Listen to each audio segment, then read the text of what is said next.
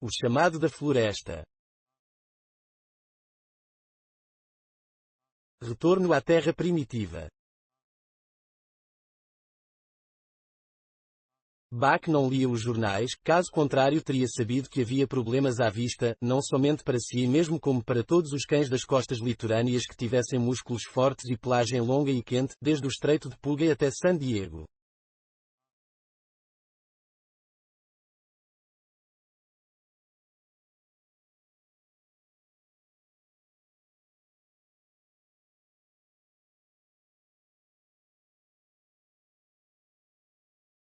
Isto porque os homens, tateando e cambaleando na escuridão do Ártico, haviam descoberto um metal amarelo e os navios a vapor e as outras companhias de transportes estavam alimentando a descoberta com o combustível de milhares de homens que corriam para as terras do norte.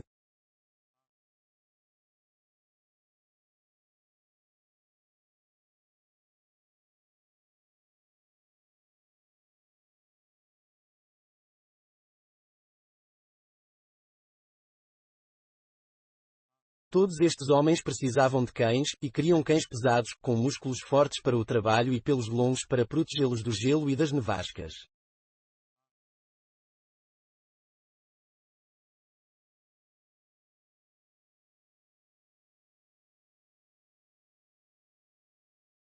Bach morava em uma casa grande no ensolarado Vale de Santa Clara, ela era chamada de Casa do Juiz Miller.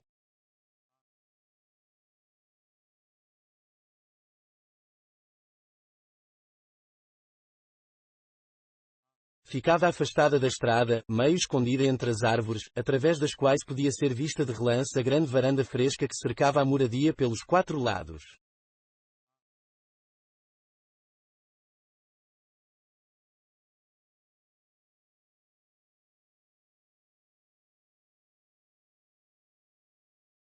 Chegava-se até a casa seguindo trilhas recobertas de cascalho que se encurvavam por entre largos gramados e sob os ramos entrelaçados de altos chopos.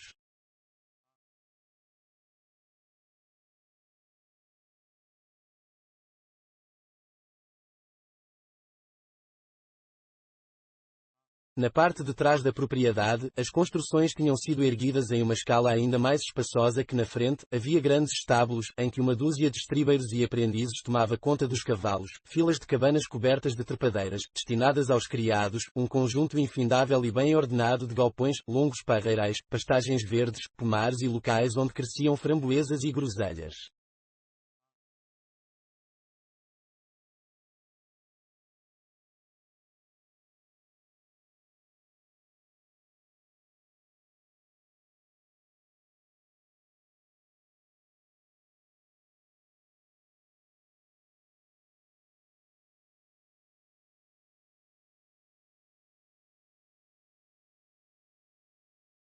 Depois vinha uma construção que abrigava as bombas e outros acessórios do poço artesiano e o grande tanque de cimento em que os filhos do juiz Miller davam mergulhos de manhã e se refrescavam nas tardes quentes.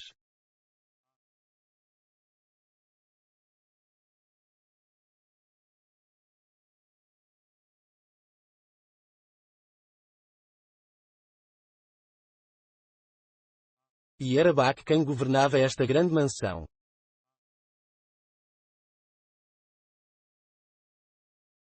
Aqui ele nascera e aqui passara seus 4 anos de vida.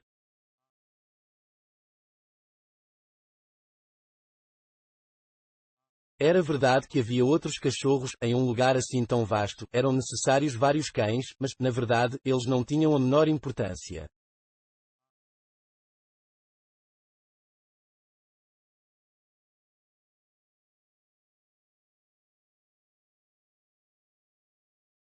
Eles chegavam e partiam, residiam nos canis populosos ou habitavam obscuramente os recantos da casa, como Tutis, o pulo japonês, ou Isabel, uma cadelinha mexicana sem pelos, estranhas criaturas que raramente punham o focinho para fora das portas ou pisavam no chão de terra.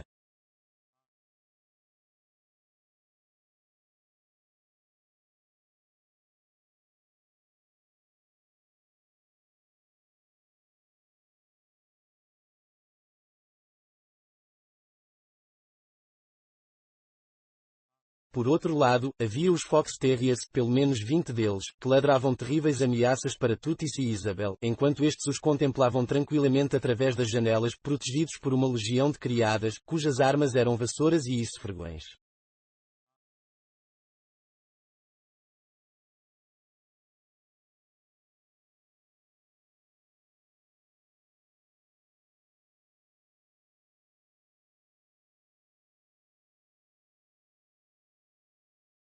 Mas Bach não era nem um cãozinho doméstico nem um cachorro de canil.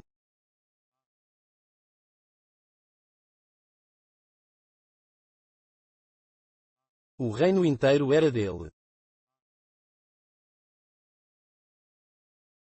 Ele mergulhava no tanque de cimento que servia de piscina e saía a caçar com os filhos do juiz. Ele escoltava Molly e Alice, as filhas do magistrado, em longos passeios ao crepúsculo ou em caminhadas logo depois do alvorecer. Nas noites de inverno, ele deitava-se aos pés do juiz diante do fogo crepitante da lareira da biblioteca. Ele carregava os netos do juiz às costas ou rolava com eles pelo gramado, e guardava suas passadas através de aventuras violentas perto da fonte do estábulo e mesmo em lugares mais distantes, onde ficavam os putreiros e os canteiros de groselhas e framboesas.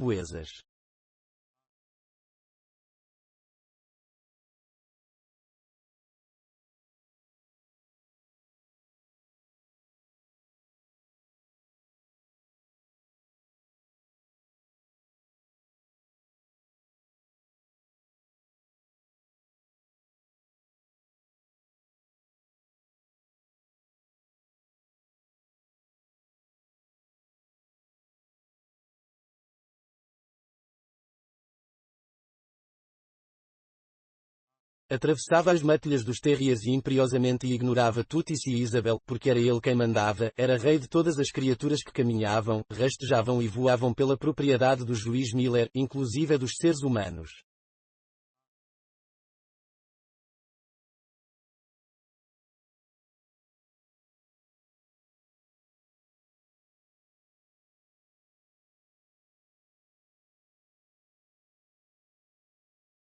Seu pai, Elmo, um imenso São Bernardo, fora o companheiro inseparável do juiz, e Bach tinha uma boa probabilidade de seguir os passos de seu progenitor.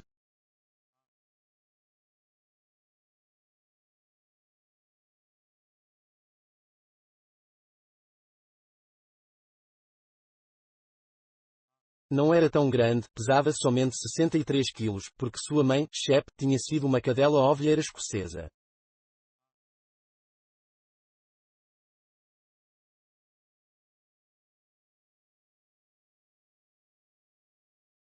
Não obstante, 63 quilos, aos quais acrescentava a dignidade que deriva da boa alimentação e do respeito universal, lhe permitiam comportar-se como um verdadeiro personagem de sangue real.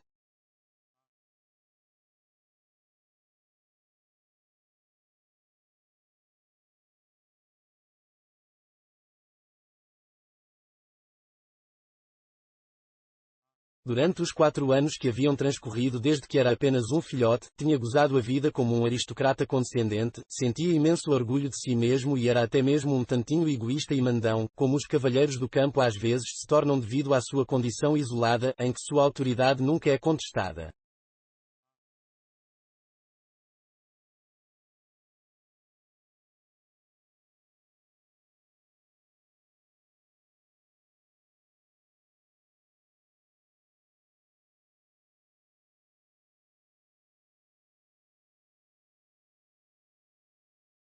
Mas ele não permitira que o transformassem em um simples cão doméstico estragado pelos mimos.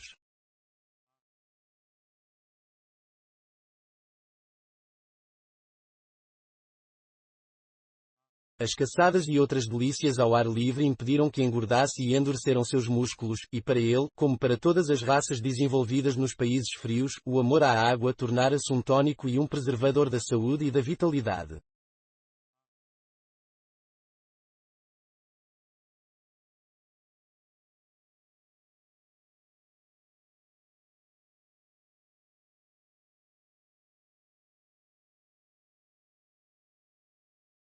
Era esta a personalidade canina que Bach apresentava no outono de 1897, quando a descoberta de ouro no Klondike arrastou homens de todo o mundo para o norte gelado.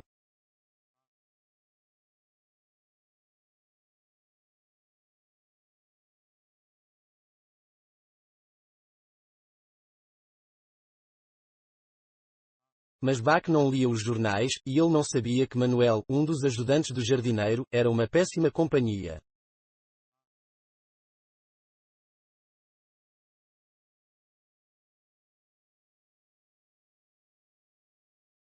Manuel tinha um vício persistente.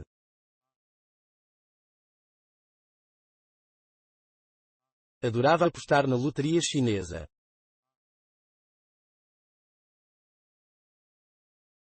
Além disso, em seu jogo, ele tinha uma fraqueza recorrente, fé em um sistema, o que tornava a sua derrota garantida, isto porque, para jogar segundo um sistema, é necessário ter muito dinheiro, e o salário de um auxiliar de jardineiro não vai muito além das necessidades de uma esposa e de uma prole numerosa.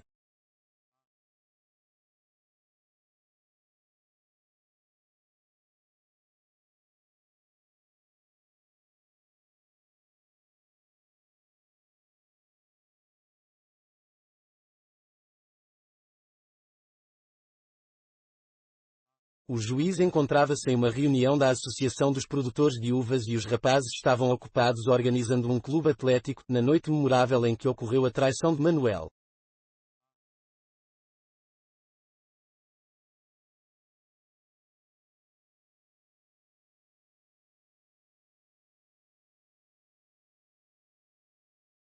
Ninguém viu quando ele e Bach atravessaram o pomar para o que o animal presumia ser apenas mais um passeio.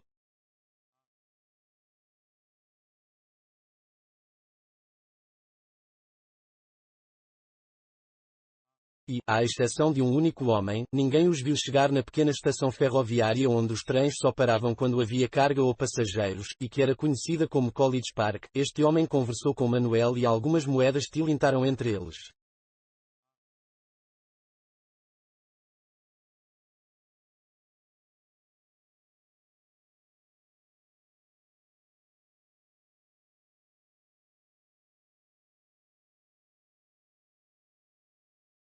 Bem que você podia ter enrolado a mercadoria antes de entregar, disse o estranho em um tom de voz bastante mal-humorado, e Manuel deu 2 voltas com uma corda forte ao redor do pescoço de Bach, por baixo da coleira.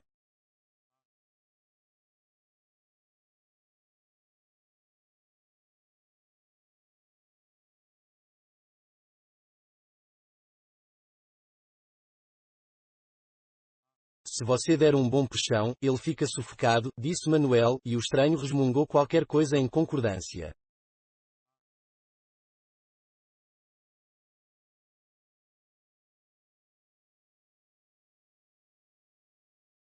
Bach tinha aceito a colocação da corda com tranquila dignidade.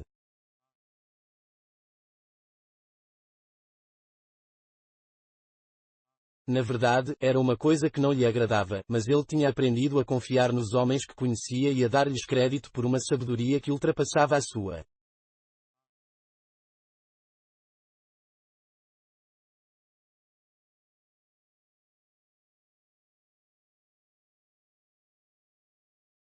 Mas no momento em que as pontas da corda foram colocadas nas mãos do estranho, ele rosnou ameaçadoramente.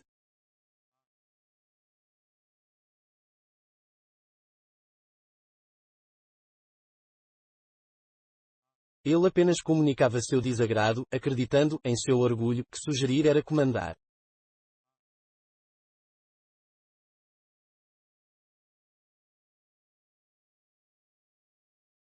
Mas, para sua surpresa, a corda apertou-se mais ao redor de seu pescoço, cortando-lhe a respiração.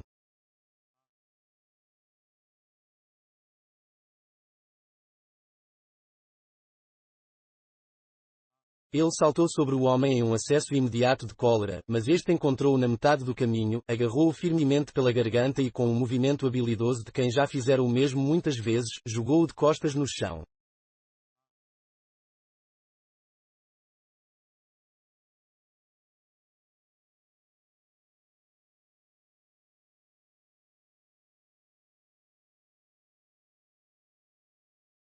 Então a corda apertou-se em menor misericórdia, enquanto Bach lutava com fúria, a língua pendendo para fora da boca e o grande peito arfando inutilmente.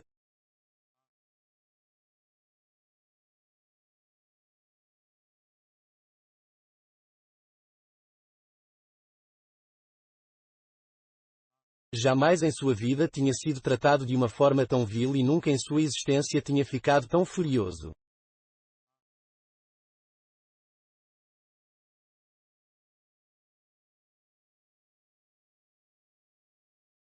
Mas suas forças diminuíram, seus olhos foram ficando vidrados e, quando o trem parou e os dois homens o jogaram dentro do vagão de bagagens, ele já havia perdido a consciência.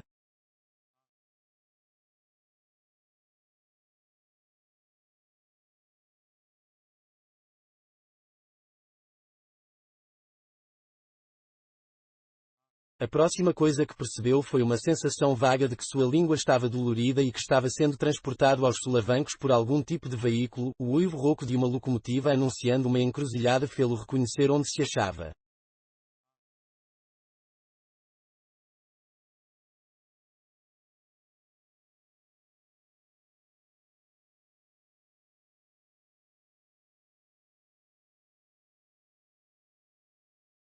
Ele já havia viajado muitas vezes com o juiz Miller e conhecia a sensação de ser transportado em um vagão de bagagens.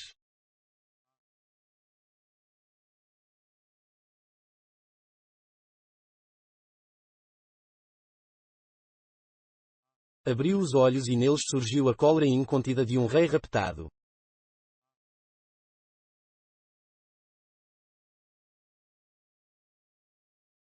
O homem saltou para agarrá-lo pela garganta, mas desta vez Baco foi mais rápido.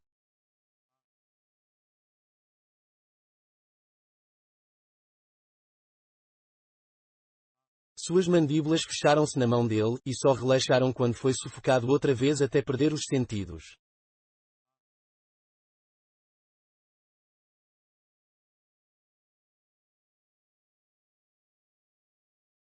Pois é, ele tem uns ataques, disse o homem, escondendo a mão ferida do guarda-bagagens, que tinha sido atraído pelos ruídos da luta.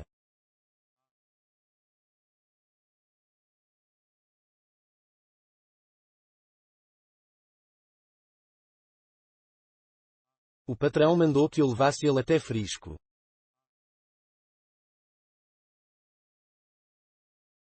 Tem lá um doutor de cachorros desses especialista que acha que pode curar os ataques dele.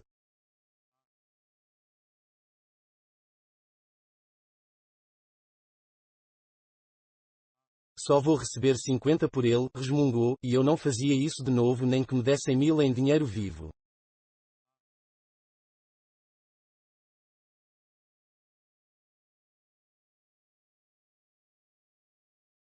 Sua mão estava enrolada em um lenço ensanguentado e a perna direita de suas calças fora rasgada do joelho até o tornozelo.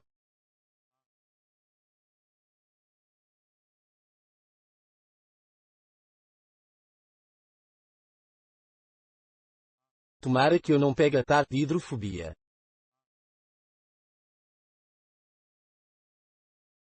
Que pegar que nada, riu o botequineiro, você vai morrer enforcado.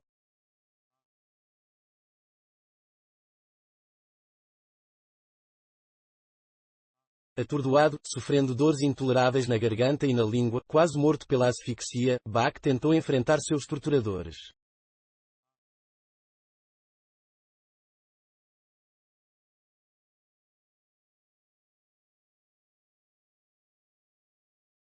Mas foi jogado de costas ao chão e sufocado repetidas vezes até que eles conseguiram limar e arrancar a pesada coleira de latão que trazia ao pescoço.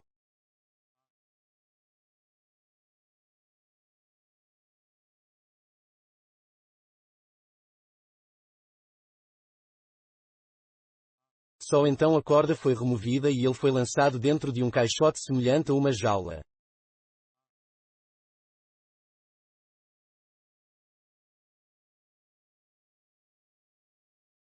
E ali ele permaneceu pelo restante daquela noite cansativa, controlando sua raiva e consolando seu orgulho ferido.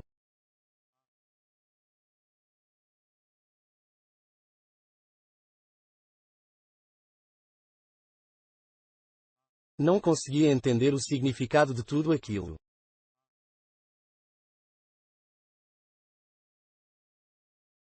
O que esses homens estranhos pretendiam fazer com ele?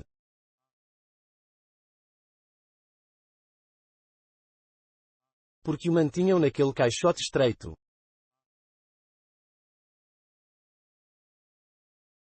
Ele não podia saber porque, mas sentia-se oprimido pelo vago sentimento de uma calamidade iminente.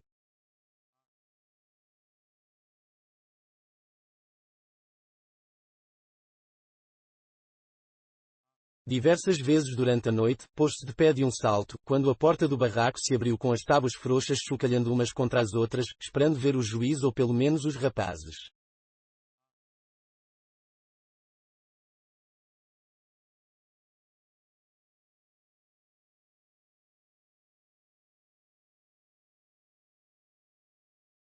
Porém todas as vezes era a cara bochechuda do botequineiro que olhava para ele através das frestas do caixote, à luz fraca de uma vela de sebo.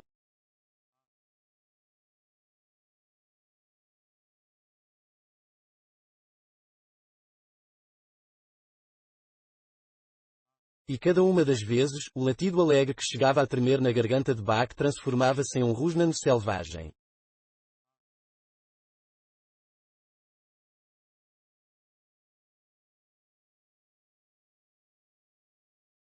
Mas o dono do botequim acabou por deixá-lo em paz e pela manhã chegaram 4 homens que apanharam o caixote.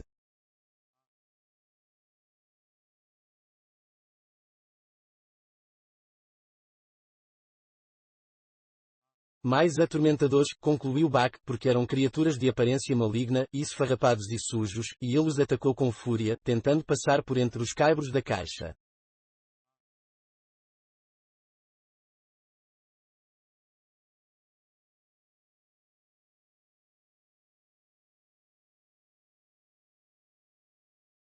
Mas eles apenas riram e o espetaram com varas de madeira, que ele prontamente atacou com os dentes, até perceber que era justamente isso que eles queriam.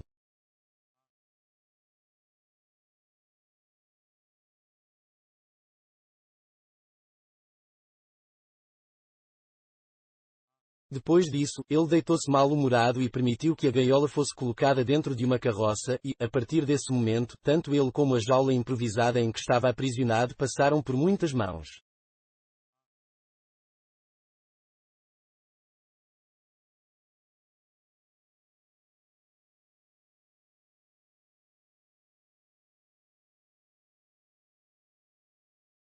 Os funcionários do escritório de encomendas expressas se encarregaram dele, foi transportado dentro de outra carreta, depois levado mais além num vagão de cargas, junto com um sortimento de caixas e pacotes, até uma balsa a vapor, saindo desta, foi levado por outra carroça até um grande depósito da estação da estrada de ferro, e finalmente depositado em um vagão expresso.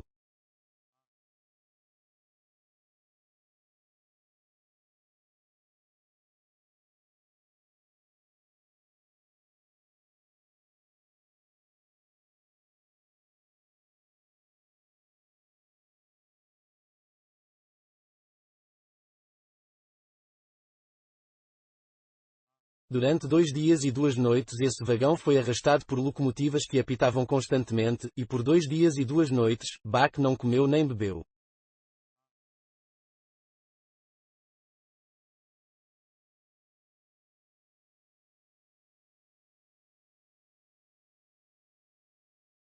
Em sua cólera, ele enfrentou as primeiras tentativas de camaradagem dos mensageiros do expresso com rosnados ferozes e eles retaliaram divertindo-se com ele.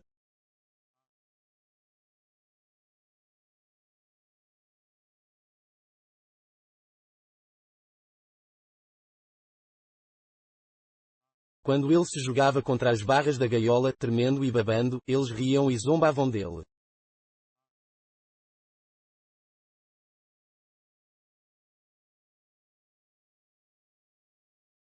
Os homens imitavam os rosnados e latidos das espécies de cães mais detestáveis, ou então miavam ou batiam os braços como asas e cacarejavam.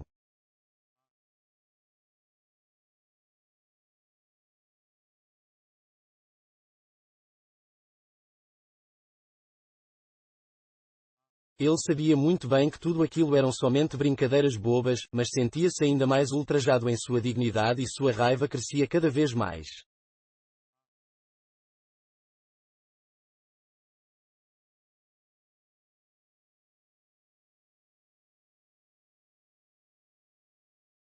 Não se importava muito com a fome, mas a falta de água lhe causava um imenso sofrimento e reaquecia a sua fúria, como se estivesse com febre alta.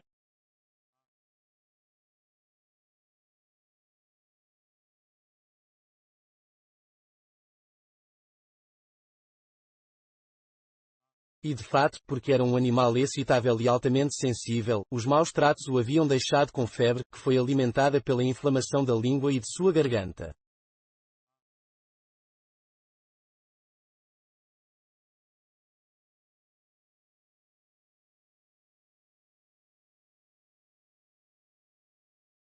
Ao menos uma coisa o alegrava, a corda fora retirada de seu pescoço.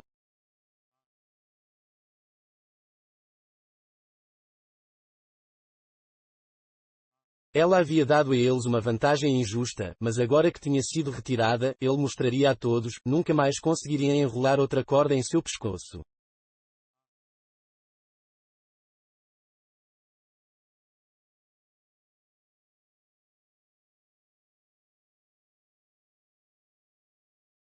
Esta era sua resolução mais firme. Por 2 dias e 2 noites, ele não comeu nem bebeu e durante estes 2 dias e noites de tormento, acumulou uma provisão de ódio que prognosticava resultados muito ruins para o primeiro que se tornasse alvo dele.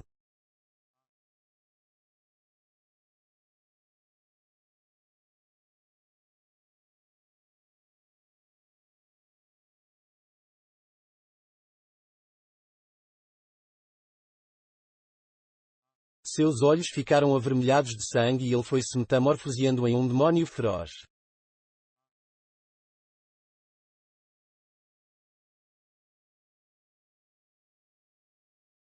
Estava tão mudado que agora nem sequer o juiz o reconheceria, e os mensageiros do expresso respiraram aliviados quando o desembarcaram do trem em Seattle.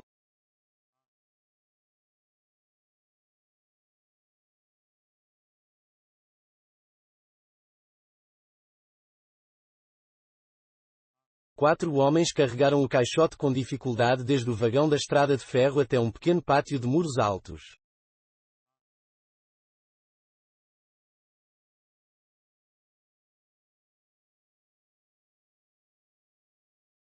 Um homem robusto, usando um suéter vermelho largo demais e que lhe pendia frouxamente do pescoço, apareceu em uma porta e assinou o livro de recibos de encomendas apresentado pelo condutor.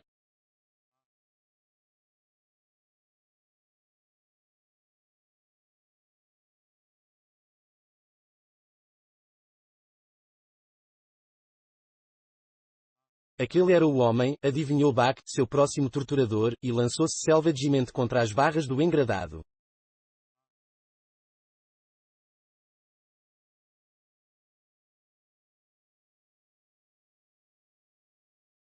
O homem sorriu de maneira implacável e foi buscar uma machadinha e um porrete.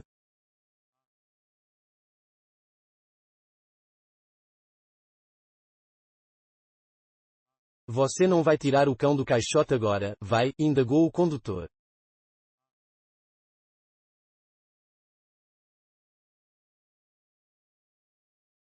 Claro que vou, replicou o homem, batendo com a machadinha no alto da gaiola e movimentando a ponta para os lados como uma alavanca.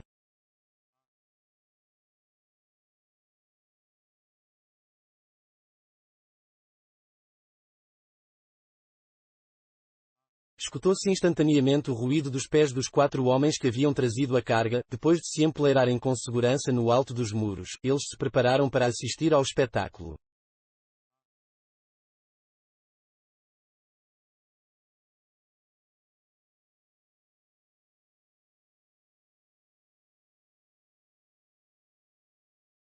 Bach saltou em direção à madeira estilhaçada, cravando os dentes nas lascas, puxando e lutando com elas.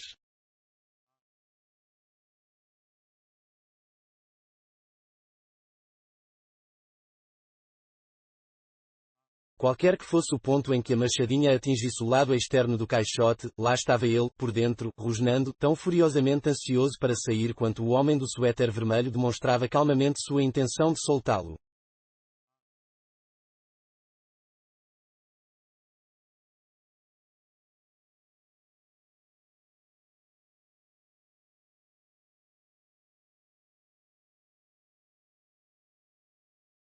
É agora, seu demónio de olhos vermelhos, disse ele, depois de fazer uma abertura grande o bastante para a passagem do corpo de Bach. Ao mesmo tempo, largou a machadinha e passou rapidamente o porrete para sua mão direita.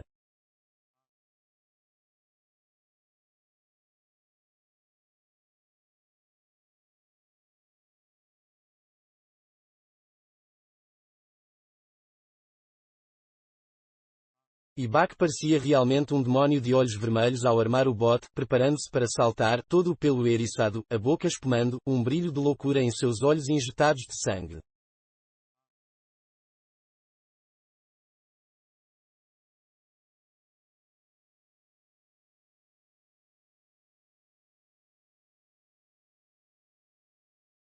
Diretamente contra o homem, ele lançou seus 63 quilos de fúria sobrecarregada pela paixão enjaulada de 2 dias e 2 noites.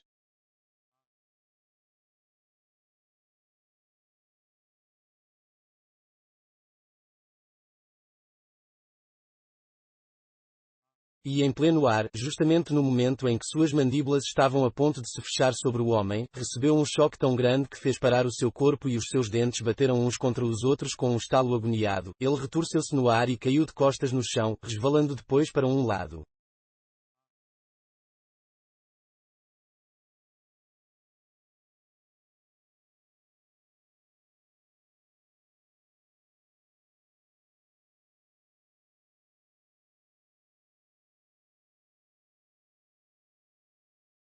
Nunca tinha sido espancado antes, muito menos com um porrete, e simplesmente não entendeu o que havia acontecido.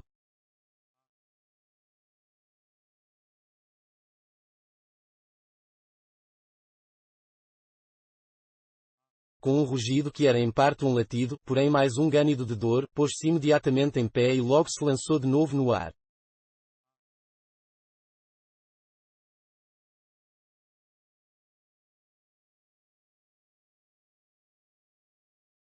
E de novo veio o choque e viu-se jogado ao solo por uma força esmagadora.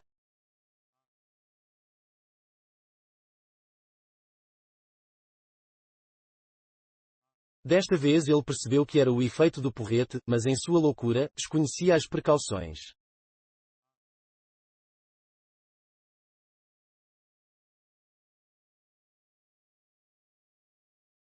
Atacou uma dúzia de vezes e 12 vezes a clave interrompeu seu avanço e o estatelou no chão.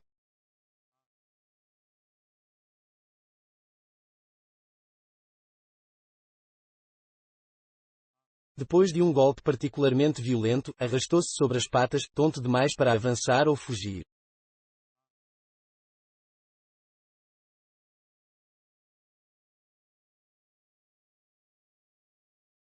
Cambaleou ao redor, o sangue fluindo do focinho, da boca e das orelhas, seu lindo pelo borrifado e manchado de baba sanguinolenta.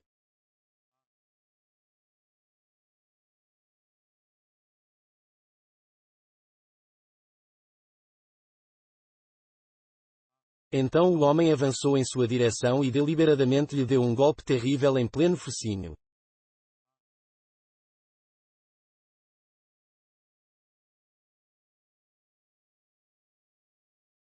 Toda a dor que tinha sentido até então não era nada em comparação com a intensa agonia desta última pancada.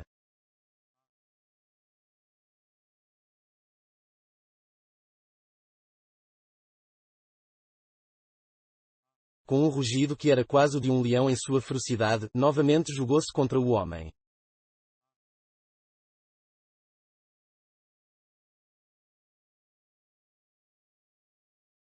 Mas este, trocando rapidamente o porrete da mão direita para a esquerda, friamente agarrou-o por baixo da mandíbula, empurrando-o ao mesmo tempo para baixo e para trás.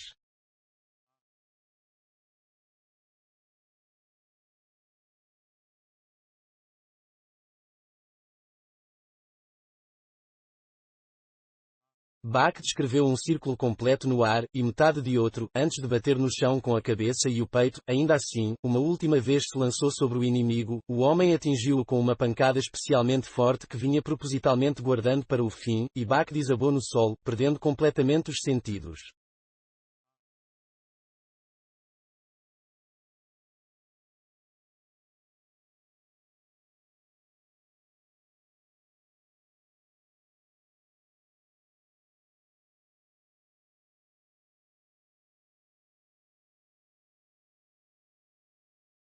Esse não é dos que se entrega fácil numa doma, isso é preciso dizer, gritou entusiasmado um dos homens que estavam empoleirados no muro.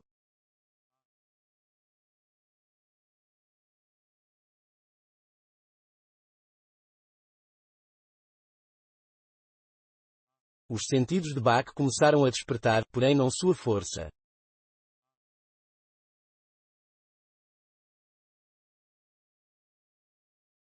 Ele permaneceu deitado onde estava, contemplando o homem de suéter vermelho através dos olhos semi-cerrados.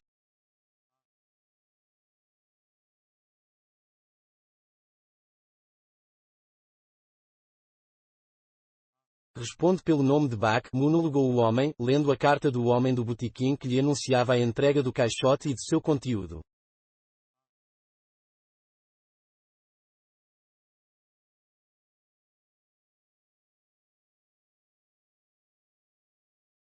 Bem, Bach, meu rapaz, prosseguiu em voz alegre, nós já tivemos nosso pequeno atrito e a melhor coisa que podemos fazer é deixar a coisa por isso mesmo.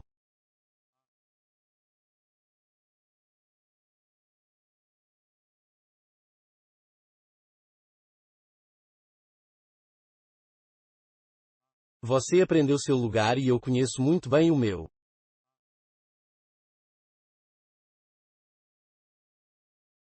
Seja um bom cão e tudo vai dar certo.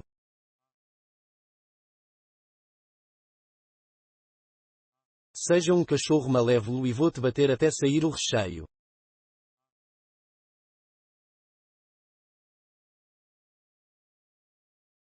Entendeu? E, enquanto falava, acariciou sem o menor receio a cabeça que havia espancado tão cruelmente. Embora o pelo de Bach involuntariamente se eriçasse ao toque de sua mão, ele suportou o carinho sem protestar.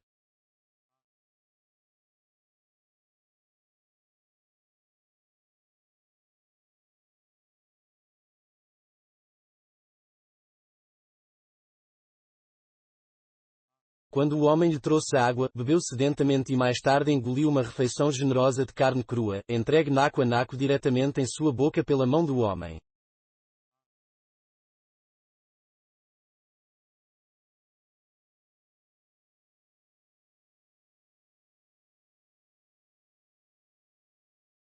Ele tinha sido derrotado, disso sabia muito bem, mas não estava vencido.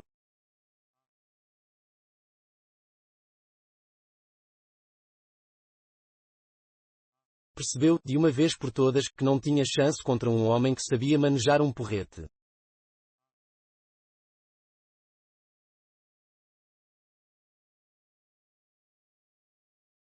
Tinha aprendido a lição e não a esqueceria pelo resto de sua vida.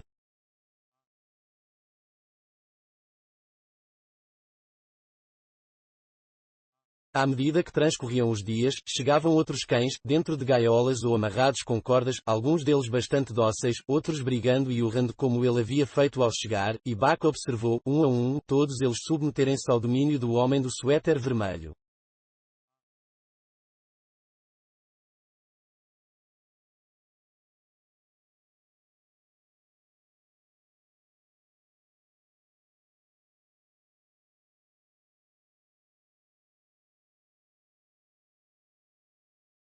E de novo, e mais uma vez, enquanto observava cada desempenho brutal, a lição era incutida na mente de Bach, um homem com um porrete era um legislador, um mestre a ser obedecido, embora não necessariamente respeitado.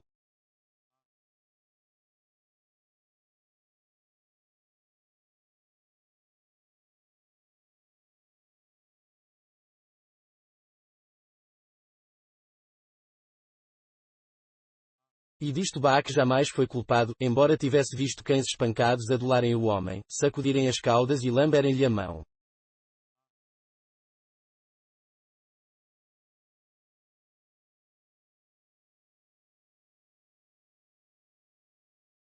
E também viu um cão que nem respeitava nem obedecia ser finalmente morto na luta pelo domínio.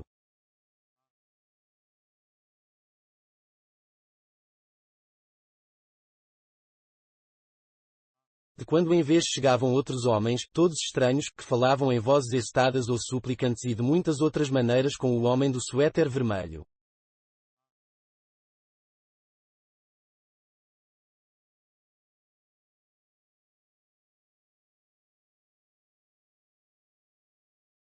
E nas ocasiões em que havia um acerto e o dinheiro passava entre eles, os estranhos levavam consigo um ou vários cães.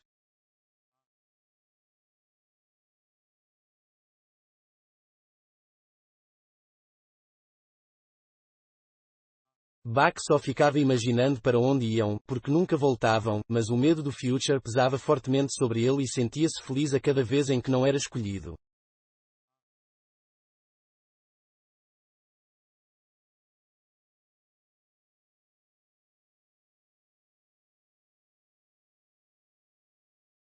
Todavia sua hora acabou chegando, na forma de um homenzinho encarquilhado que falava mal o inglês e proferia muitas exclamações estranhas e grosseiras que Bach não conseguia entender.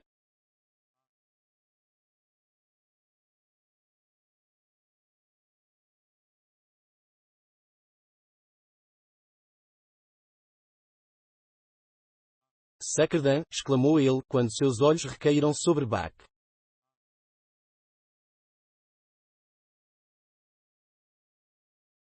Essa aí, o cachorro touro forte.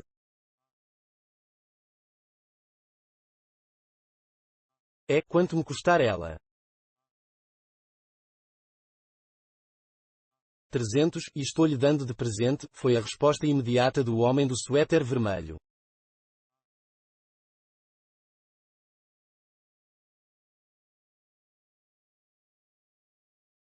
E como nós sabemos que é dinheiro do governo, você não vai escoiciar, vai, Perrault.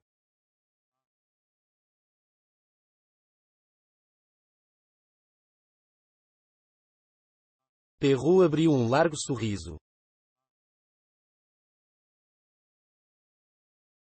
Considerando-se que o preço dos cães tinha explodido devido à demanda inusitada, não era uma soma demasiada por um animal tão bonito.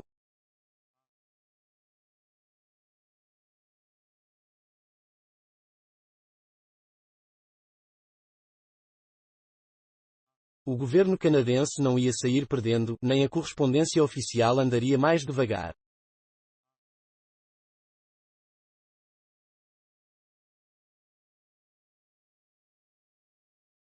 Perrault conhecia cães, e quando ele olhou para Bach, compreendeu que era um exemplar em 1000, de fato, um em 10.000, comentou mentalmente.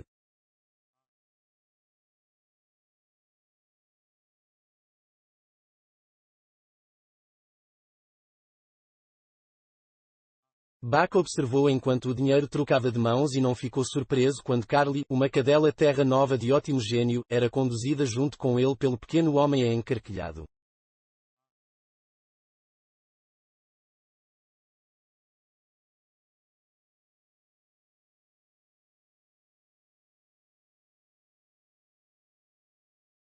Essa foi a última vez em que viu o homem do suéter vermelho, e quando ele e Carly contemplaram, do tombadilho do Narwhal, Seattle desaparecendo ao longe, foi também a última vez em que viram as terras cálidas do sul.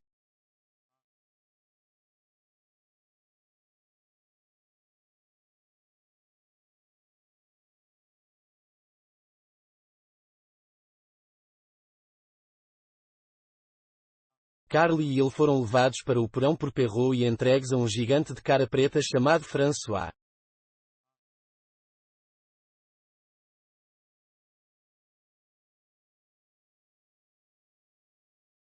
Perrault era um franco-canadense de pele queimada, mas François era um mestiço franco-canadense 2 vezes mais escuro.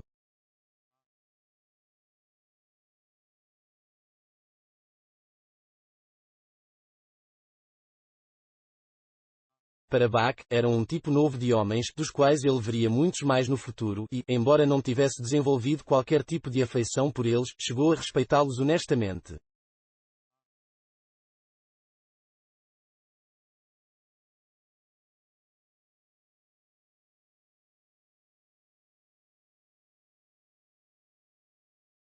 Rapidamente descobriu que Perrault e François eram homens justos, calmos e imparciais na administração de castigos, ao mesmo tempo em que conheciam bem demais a maneira como os cães se comportavam para serem enganados por artimanhas deles.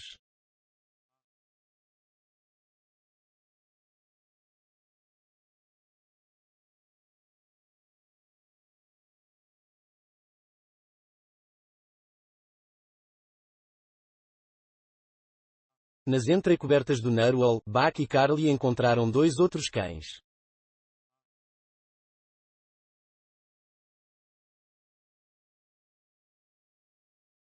Um deles era um camarada grande, de pelo branco como a neve, nascido em Spitsbergen, que tinha sido trazido pelo capitão de um navio baleeiro e que mais tarde havia acompanhado a expedição do Departamento de Pesquisas Geológicas até as terras desnudas.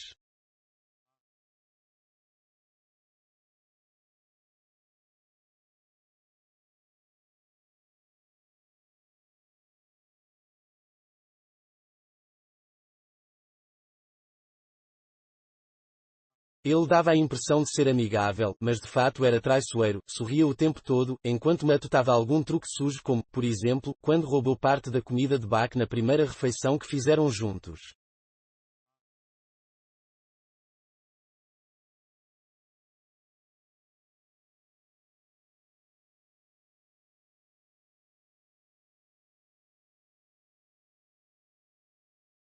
No momento em que Bach saltou para castigá-lo, uma lambada do chicote de François cantou através do ar, atingindo primeiro o culpado, e Bach teve de contentar-se em apenas recuperar o osso.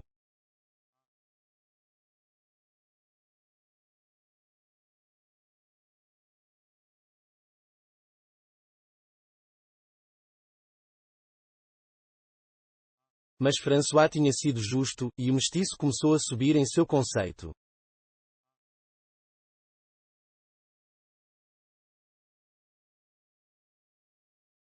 O outro cão não fez nenhuma tentativa de contato, tampouco recebeu alguma, mas também não tentou roubar a comida dos recém-chegados.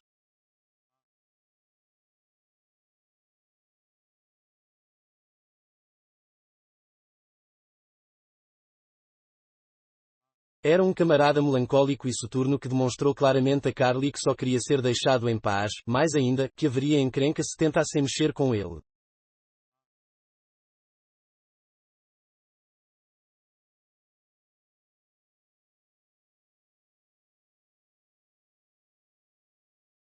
Era chamado de Dave, comia, dormia, bocejava nos intervalos e não demonstrava interesse por nada, nem sequer quando o Narwhal cruzou o estreito da Rainha Charlotte e balançou, sacudiu-se e jogou como se estivesse possuído pelo diabo.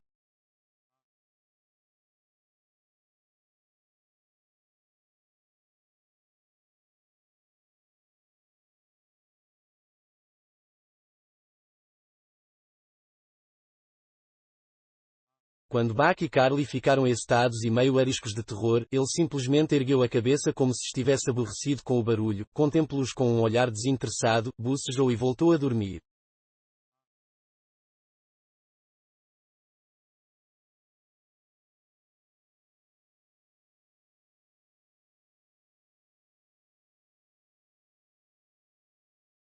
Dia e noite o barco estremecia com a vibração incessante da hélice e embora um dia fosse muito semelhante ao outro, tornou-se evidente para Bach que estava ficando cada vez mais frio.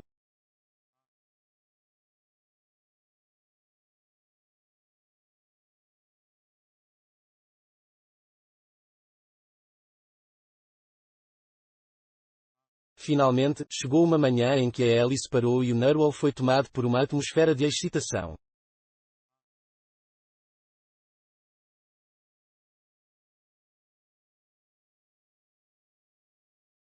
Ele sentiu, assim como os outros cães, e percebeu que em breve haveria uma mudança.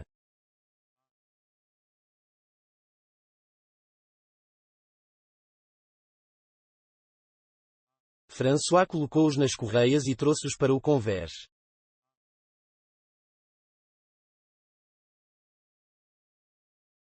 Ao dar o primeiro passo sobre a superfície fria, as patas de Bach mergulharam em alguma coisa branca e pastosa como mingau e bastante parecida com lama.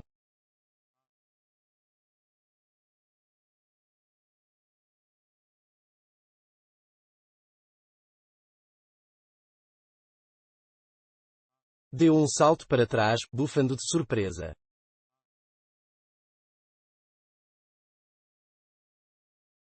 Pelo ar caía mais um pouco dessa coisa branca.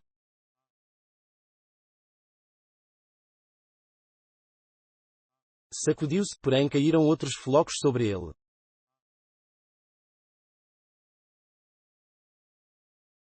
Farejou curiosamente e então estendeu a língua e lambeu.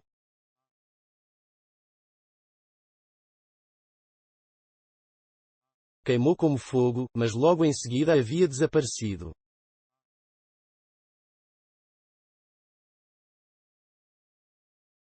Ele ficou intrigado, tentou de novo, com o mesmo resultado.